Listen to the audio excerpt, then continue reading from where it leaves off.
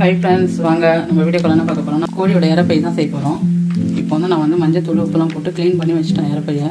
இப்போ வந்து இது ஒரு விசில் நம்ம ஒரு 2 விசில் விட்டு எடுத்துக்கலாம். இதில் வந்து மஞ்சள் தூள் உப்பு அதுக்கப்புறம் இஞ்சி பூண்டு பேஸ்ட் காஞ்ச மிளகாய் தூள் போட்டு வேக வச்சுக்கிறோம். ஏன்னா இது கொஞ்சோண்டு கவுச்சி அடிக்கும், அதனால வேக வச்சு அந்த தண்ணியை நம்ம வந்து ஊற்றிக்கணும். இப்போ நான் வேக வச்சு எடுத்துக்கிறேன். ஒரு 2-3 விசில் வச்சா போதும். வேக வச்சு எடுத்துக்கிட்டு காட்டலாம் எப்படி செய்கிறோன்னு. பாருங்கள், கொஞ்சமாக வந்து தண்ணி வச்சுட்டேன். அது மஞ்சள் தூள் சேர்த்துக்கலாம். ஒரு கரண்டி வந்து காஞ்ச மிளகாய் தூள் சேர்த்துக்குவோம். ஒரு அரை ஸ்பூன் வந்து இஞ்சி பூண்டு பேஸ்ட்டு முழுசாக வந்து போட்டு வேக வைக்கிறேன். பாருங்கள்,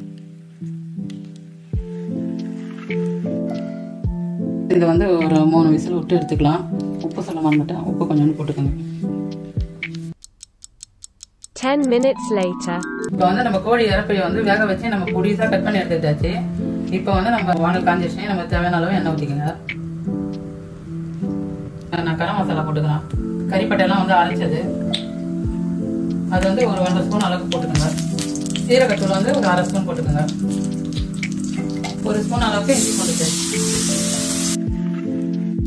இஞ்சி பூண்டு பேஸ்ட் வந்து நல்லா வந்து அந்த பச்சை வாசம் போகணும், அந்த மசாலாவோட வாசனையும் வரணும். அப்புறம் வந்து நம்ம வெட்டி வச்சுக்கிற வெங்காயத்தை சேர்த்துக்கலாம். நான் ஒரு 3 வெங்காயம் 4 வெங்காயம் சேர்த்து வச்சுக்கலாம். சின்ன வெங்காயம், பச்சை மிளகாவும் போட்டுக்கலாம். கருவேப்பிலையும் கூட சேர்த்துக்கோங்க. தக்காளியும் சேர்த்துக்கலாம். நான் எப்பயுமே எல்லாத்தையும் ஒன்றாவே போட்டு வதக்கிடுவேன், அதே மாதிரி நீங்களும் போட்டுக்கோங்க. இப்போ வந்து வதங்கிறதுக்கு கொஞ்சம் உப்பு போட்டுக்கோங்க. ஏற்கனவே நம்ம வந்து கொஞ்சம் உப்பு போட்டு வேக வச்சுருக்கோம். இதை பார்த்துட்டு உப்பு போட்டுக்கோங்க. மஞ்சள் தூள் சேர்த்துக்கலாம். இப்போ எல்லாத்தையும் சேர்த்து இன்னும் கொஞ்சம் நல்லா வந்து வதங்கணும். பார்த்தீங்கன்னா தெரியும் எந்த அளவுக்கு வந்து பொடிசாக வந்து கட் பண்ணி வச்சுக்கிறேன்னா. இதோட தண்ணியெல்லாம் நான் ஊற்றிட்டேன். இந்த மாதிரி மெத்தடில் செஞ்சோம்னா கவுச்சி அடிக்காது, சூப்பராக இருப்பாரு. 1 ஸ்பூன் வந்து சிக்கன் மசாலா சேர்த்துக்கலாம்.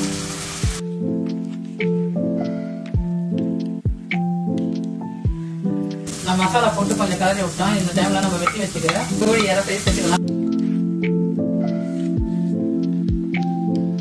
கறித்தூள் வந்து 1 ஸ்பூன் வந்து சேர்த்துக்கலாம். இது வந்து எல்லாமே கலந்துருக்கும். இது நல்லா காரசாரத்தோட இருப்பாரு, நல்லா இருக்கும், டேஸ்டாகவும் இருக்கும். லைட்டாக கொஞ்சோண்டு தண்ணி மட்டும் ஊற்றிக்கிங்க. லைட்டாக அந்த மசாலாலாம் வேக வச்சுக்க மட்டும் தண்ணி ஊற்றிக்கிங்க.